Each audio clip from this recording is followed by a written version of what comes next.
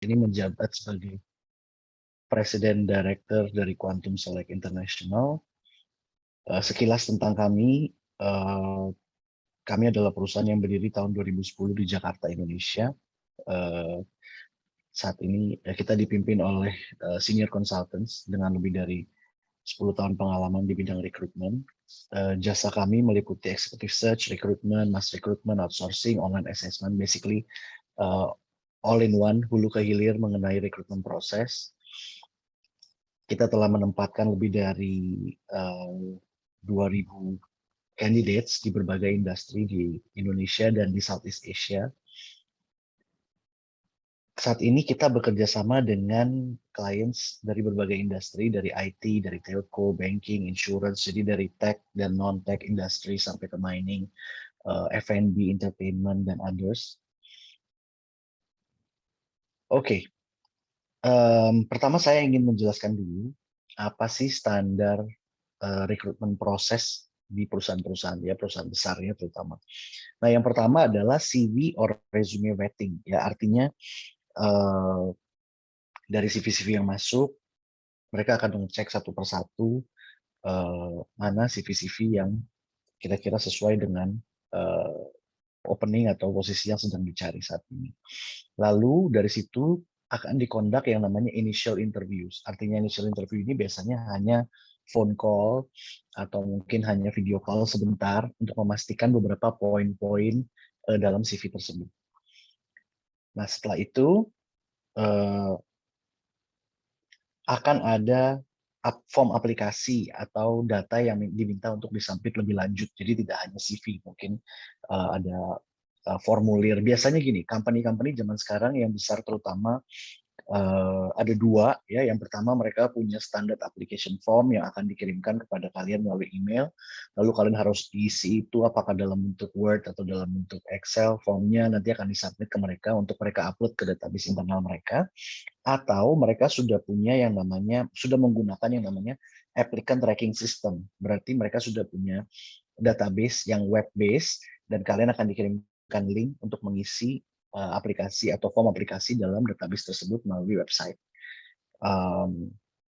Lalu step selanjutnya adalah technical test. Apabila ada, artinya gini, untuk beberapa posisi seperti IT, mungkin seperti data analysis, seperti accounting, sometimes untuk graphic design gitu ya, atau marketing related, itu akan ada yang namanya technical test, bisa berbentuk sebuah tes yang baku yang sudah dibuat oleh software atau sudah digunakan oleh perusahaan tersebut menggunakan sebuah vendor, atau bisa juga sebuah study case yang diberikan kepada Anda untuk dapat Anda paparkan dalam sebuah materi dalam bentuk esai atau dalam bentuk presentasi. Namun tidak semua posisi, ya, ini hanya beberapa posisi saja yang memang, dan hanya beberapa perusahaan yang menggunakan step ini gitu ya. Lalu yang next step-nya adalah akan di-arrange untuk interview dalam in-depth interview. Artinya in-depth interview kali ini berbeda dengan initial interview. In-depth interview ini akan dilakukan bisa dengan user, dengan HR, atau dengan director, atau bisa secara panel, dan akan lebih dalam, menggunakan waktu yang lebih lama, membahas satu persatu pekerjaan Anda, membahas satu persatu pengalaman Anda selama bekerja dan selama penjelasan dalam CV tersebut, gitu ya.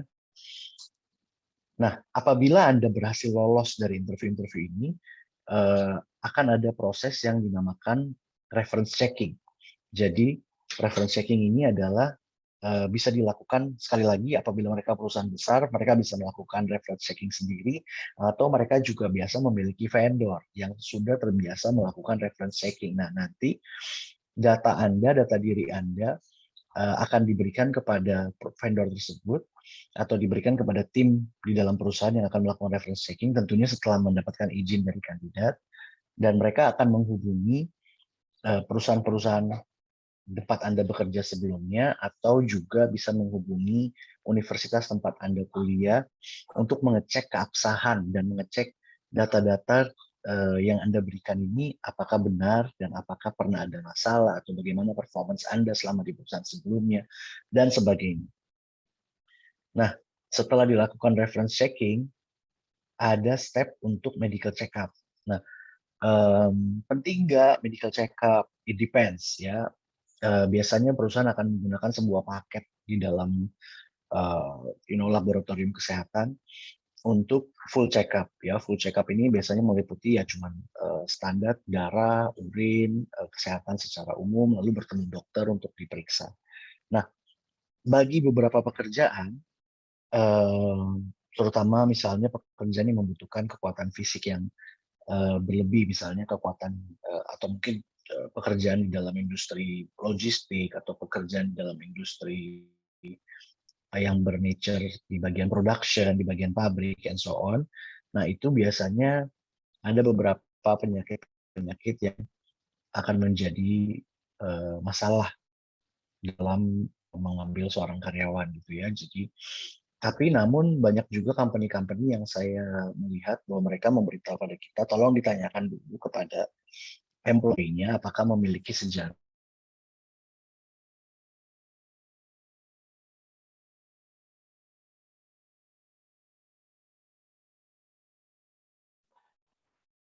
Maaf, suara Pak Riki, Mbak. Pak Riki Taulani, mohon maaf Pak. Ya, terputus koneksinya. Iya, betul. Oh, ini sudah ada lagi. Sorry. Iya, oke Pak. Saya kembali ke screen ya, hold on. Oke. Setelah proses reference checking dan medical check-up selesai, maka bahkan masuk ke dalam steps untuk salary negotiation. Nah, nanti saya akan bahas mengenai salary negotiation di slide berikutnya. Jadi ini adalah standar steps-nya. Mungkin tidak semua company menjalankan seperti ini, tapi secara garis besar proses panjangnya seperti ini. Lalu setelah salary negotiation selesai, masuk ke proses onboarding. Nah, onboarding ini macam-macam. Ada yang, kita bahas mengenai before COVID dan after COVID ya. Jadi kalau before COVID, onboarding ini maka akan ada orientasi di dalam kantor, perkenalan dengan karyawan, perkenalan tentang ruangan-ruangan di kantor, and so on gitu ya.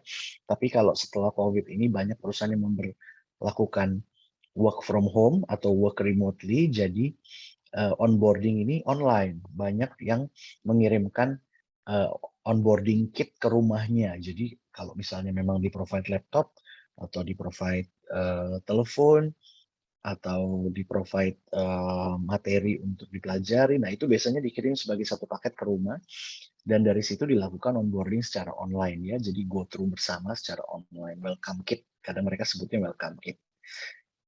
Oke, itu adalah proses dalam rekrutmen dalam perusahaan secara general. Lalu bagaimana sih cara perusahaan mencari karyawan ya? Channels of getting employees. Oke.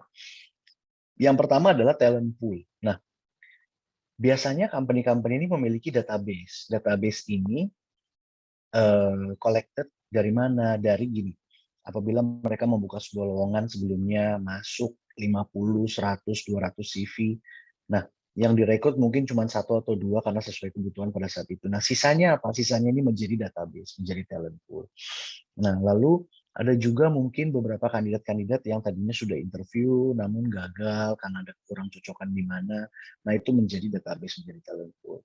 Nah, ini ketika ada kebutuhan lagi, ketika ada buka opening lagi, mereka akan melihat ke talent pool ini, database ini untuk mencari apakah kandidat yang ada bisa diproses lagi atau tidak. Yang kedua adalah job posting. Nah, job posting ini macam-macam. Ada yang mereka masuk ke job boards ya. Banyak lah ya, saya tidak sebut brand ya. Jadi banyak online job portal yang bisa digunakan untuk channel dan salah satunya juga ada social media seperti LinkedIn gitu ya, yang biasa mereka melakukan job posting di sana. Nah, selain itu juga punya company page. Jadi social media ini digunakan, misalnya ada Facebook page-nya, ada Instagram page-nya, ada LinkedIn page-nya tentang perusahaan tersebut. Nah, mereka akan mengumumkan di situ. Lalu yang ketiga adalah company website itu sendiri. Nah, bagi perusahaan-perusahaan yang merasa bahwa mereka cukup untuk memposting di company website sendiri selama ini dan mereka tidak perlu menggunakan sosial media atau menggunakan job boards, mereka hanya akan posting di company website-nya. Jadi gini, misalnya, kenapa saya informasikan ini? Jadi kalau misalnya Anda adalah seorang job search ya, Anda seorang employee yang sedang mencari pekerjaan, Anda pengen masuk ke perusahaan tertentu, misalnya perusahaan Rift Guru atau perusahaan Quantum Select. Nah, bisa tuh masuk ke company website-nya mereka untuk melihat careers ya, bagian careers untuk melihat apakah ada posisi yang cocok atau enggak di situ gitu. Lalu ada opsi mungkin untuk submit CV kalau misalnya nggak ada yang cocok. Nah, itu cara Anda untuk mentargetkan perusahaan tersebut. Karena sometimes Anda masuk ke job portal, Anda nyari misalnya, oh pengen nge-apply ke Rift Guru, coba Rift Guru buka lowongan nggak ya, di Jobstreet nggak ada, atau di karir.com atau dimanapun Anda yang Anda pakai gitu ya, itu nggak ada gitu lowongan. Terus gimana ya, apakah berarti nggak ada opening? Nah, Anda bisa search company website-nya langsung gitu ya. Lalu selanjutnya adalah employee referral. Nah, banyak perusahaan yang mengandalkan employee referral program. Artinya untuk mengencourage employee mereka untuk membawa temannya masuk. Karena gini, orang-orang yang berhasil masuk ke dalam sebuah perusahaan berarti telah melakukan atau telah melewati proses seleksi yang standar oleh perusahaan tersebut. Dan artinya orang tersebut berhasil. Nah, ketika orang tersebut berhasil dan dia bekerja melewati masa percobaan, berarti dia juga sudah berhasil menunjukkan performanya. Ada sebuah prinsip atau kepercayaan di mana orang-orang itu bergaul dengan orang-orang sejenisnya gitu ya. Jadi kalau mereka adalah orang yang high performer, biasa mereka akan berteman atau memiliki kawan-kawan atau lingkungan yang juga mirip seperti dia. Jadi mereka bisa dibawa masuk ke perusahaan tersebut. Atau mungkin orang-orang tersebut juga pernah bekerja di perusahaan-perusahaan lain sebelumnya sehingga dia memiliki network, memiliki kenalan, dan karena mereka sudah merasa puas di company tersebut, mereka akan mengajak temannya. Nah, ini adalah yang diandalkan oleh HR juga, Employee Referral Program. Jadi kalau Anda sedang mencari pekerjaan di perusahaan A dan Anda memiliki teman di perusahaan tersebut, bisa juga tuh namanya titip CV di dia. Kalau ada opening, tolong dong kasih tahu gitu ya. Oke, next adalah menggunakan headhunter atau recruitment firm like us ya. Jadi kita adalah agency third party yang suka digunakan oleh perusahaan apabila mereka membutuhkan karyawan yang tidak bisa mereka dapatkan sendiri atau sometimes posisinya urgent atau mungkin perlu karyawannya banyak dalam waktu yang sangat mepet. Jadi tim HR tidak memiliki waktu yang cukup untuk merekrut sekian banyak, jadi membutuhkan bantuan third party. Nah, disitulah kami masuk. Jadi kalau untuk mencari pekerjaan pun kalian bisa titip CV di headhunter seperti saya atau recruitment firms lain, dan mereka memiliki bridge atau channel untuk masuk ke perusahaan-perusahaan dengan CV Anda gitu ya. Nah, yang next adalah social hiring. Nah, ini yang dimaksud dengan employer branding. Jadi kalau Anda sering melihat ada perusahaan yang memiliki company page atau melakukan social media di Instagram, sometimes di Facebook itu menceritakan, perusahaan kita nih outing gitu ya, atau kita punya award system berangkat ke luar negeri, atau kita punya training system dalam perusahaan kita. Nah, cerita-cerita seperti itu sebenarnya untuk memancing adanya applicants yang akan masuk ke website mereka lalu melamar pekerjaan. Hal ini bisa juga pada saat itu sebenarnya tidak ada job opening yang di-announce, tapi karena mereka sudah masuk ke website karena terpancing dari cerita-cerita yang baik tentang perusahaan tersebut, maka ada mungkin klik untuk join us atau come work with us, something like that, dan bisa diklik dan akhirnya bisa memasukkan CV. Nah, aplikan seperti itu juga masuk menjadi database. Dan sekarang yang banyak saya lihat yang lagi tren untuk anak muda sebenarnya lebih banyak di TikTok ya. Jadi tiba-tiba ada, kerja di perusahaan saya seperti ini loh, sambil nari-nari gitu ya. Lalu ini loh company saya, kantornya keren, mungkin ada di daerah yang mewah, lalu mungkin ada meja biliarnya atau ada meja pingpongnya, ada coffee machine and so on. Nah, akhirnya Anda terpancing untuk mengklik, melihat company website atau mungkin ada sebuah landing page yang mengatakan oke, apply now. Nah, itu adalah salah satu channel juga untuk mencari karyawan. Oke. Nah, sekarang yang jadi pertanyaan adalah kita melamar. Lalu siapa sih yang dipanggil interview oleh perusahaan tersebut gitu ya? Apa sih yang dilihat sehingga menjadi kriteria untuk dipanggil oleh interview untuk maju ke next step-nya? Yang pertama adalah candidates who match most of the requirements. Jadi gini, tidak hanya di Indonesia, tapi di Asia masih banyak sekali pelamar yang tidak membaca requirements. Jadi ketika kita mengumumkan misalnya mencari seorang accounting manager, kriterianya adalah minimum bachelor degree in accounting, minimum 5 years experience di misalnya public accounting firm gitu ya, dan lain-lain. Nah, pelamar ini tidak melihat requirements-nya, hanya melihat accounting manager lalu mengirimkan CV. Accounting manager mengirimkan CV. Nah, akhirnya apa? Akhirnya perusahaan mendapatkan CV 100, 200 untuk posisi tersebut, namun yang memenuhi requirement hanya ada 5 gitu ya. Nah, itu yang terintegrasi dengan yang tadi saya bilang proses resume writing atau CV writing itu mencari kecocokan dari requirements. Jadi kalau misalnya Anda tidak membaca requirement dan mengirimkan CV, slim sekali chance-nya untuk bisa dipanggil interview. Nah, yang kedua, CVs in Word format atau PDF format, not in Excel or scan documents. Nah, sekarang sudah mulai nih, banyak HR-HR yang sudah mulai memilih dokumen-dokumen apa yang mereka buka. Saya tidak mengatakan bahwa kita tidak boleh menggunakan dokumen lain dalam mengirimkan CV, tapi saya hanya memberi informasi bahwa dari beberapa kali survei yang saya atau dari beberapa klien yang saya hadapi, ketika mereka minta CV aslinya, boleh dong Pak, coba tolong dikirimkan CV aslinya si kandidat karena kami mau melihat bagaimana cara dia menulis CV. Ada yang ngirim di Excel, ada yang mungkin baby boomers sehingga dia tidak menggunakan komputer atau menyuruh orang atau menyuruh sekretarisnya mengirimkan CV, jadi akhirnya dokumen tersebut di-scan lalu dikirim.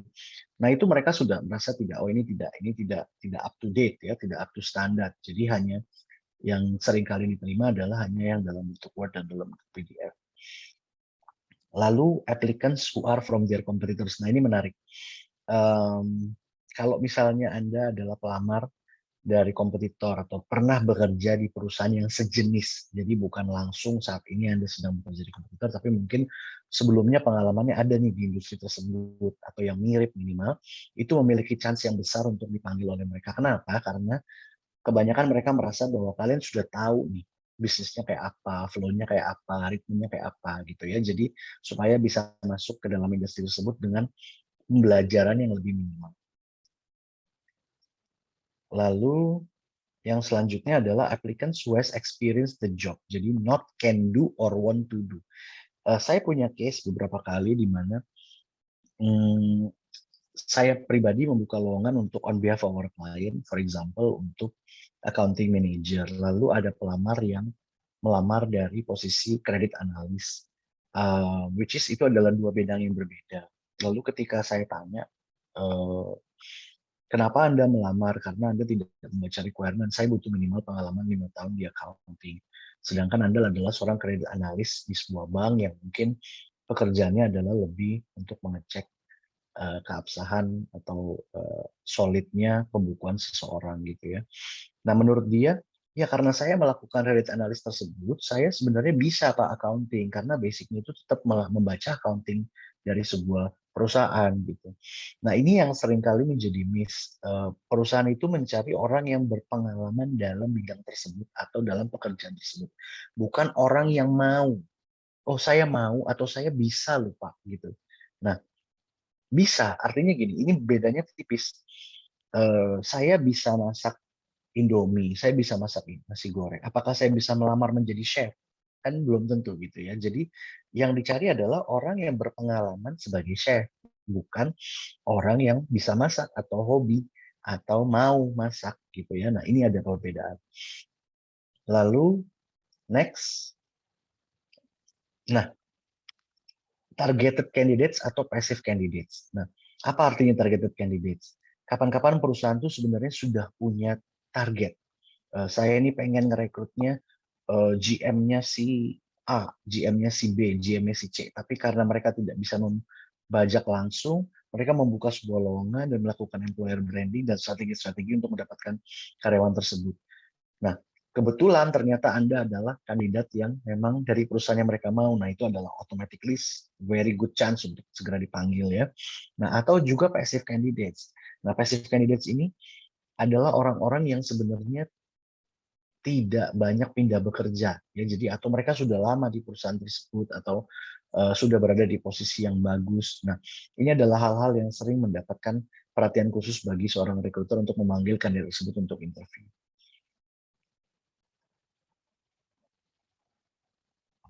Oke, lalu yang saya ingin diskusi lagi, apa sih sebenarnya salary negotiation steps di dalam sebuah perusahaan? Yang pertama adalah 3-month salary slip checking.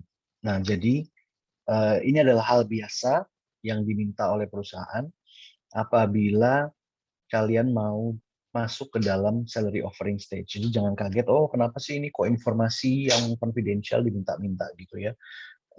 Nah, biasanya salary slip checking ini bisa digantikan atau mungkin sometimes ada perusahaan yang belum memberikan slip gaji secara rutin atau ada company yang memang mereka nggak punya slip gaji. Biasanya bisa diminta ke HR atau kalau HR tidak bersedia untuk memberikan, biasanya bisa digantikan dengan yang namanya rekening koran. Rekening koran mungkin bisa ditutup rekening korannya, yang penting kelihatan pas transfernya gitu ya, 3 bulan terakhir. Atau bisa juga dengan memberikan kontrak kerja atau copy of employment contract di awal dengan perusahaan tersebut yang menjabarkan berapa isi komponen salary dan benefit. Nah, yang kedua adalah benefits comparison, karena seringkali benefit di sebuah perusahaan dengan benefit di perusahaan lainnya berbeda. Benefit ini artinya hal-hal yang bersifat non-tunai, seperti mungkin ada company car, mungkin ada tunjangan makan, reimbursement dalam transport, mungkin ada fasilitas untuk voucher untuk gym, untuk golf, saya nggak tahu ya, mungkin hal-hal tersebut, mungkin ada paket data, and so on. Lalu setelah itu juga membandingkan annual components. Jadi sometimes ada perusahaan yang salary-nya kecil, tapi annual salary-nya itu tidak 13 kali, tapi mungkin ada bonus-bonus 15-16 kali. Ada juga perusahaan mungkin yang memiliki quarterly bonus atau semi-annually bonus gitu ya, yang biasanya setiap kali ulang tahun perusahaan, atau mungkin setiap kali ulang tahun kamu bekerja di sana, ya setiap 1 tahun ada additional bonus, and so on. Dan yang terakhir adalah salary offering dan contract signing ya. Nah, ini adalah proses-proses yang berjalan. Oke, sebentar. Kemungkinan saya ada miss. Ya, oke. So, sepertinya itu saja dari saya. Nanti kita akan mendengarkan apabila ada pertanyaan-pertanyaan tentang pembahasan saya tadi, dan setelah sesi kedua mungkin ya, Bu Ika.